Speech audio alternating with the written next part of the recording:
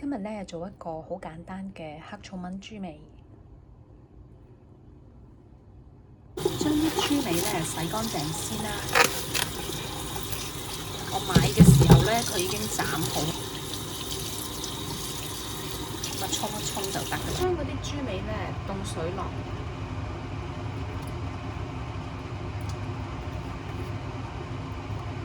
當啲水煲滾咗嘅時候咧，就大約再煲多3分鐘。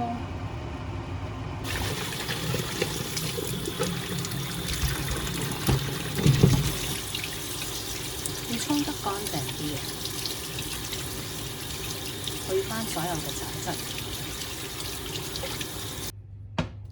咁樣咧，將嗰個豬尾擠返落去同一個嘅煲嗰度，咁然後我哋就落調味料，大約係6至7粒嘅蒜頭啦，5至6片嘅薑片，我中意咧落多啲嘅。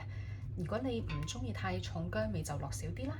然後咧就落黑醋，我呢一個咧係 balsamic， 如果咧你用中式嘅黑醋都得㗎。落半茶匙鹽啦，就落黑胡椒粉，然後就落3粒嘅八角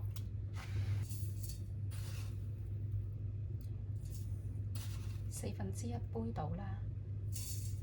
如果中意辣嘅咧，就可以落啲辣椒粉。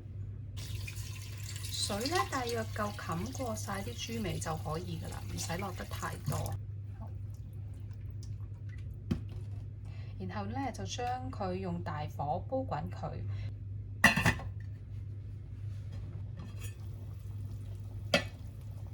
煲滾咗啦，跟住就將佢轉中火。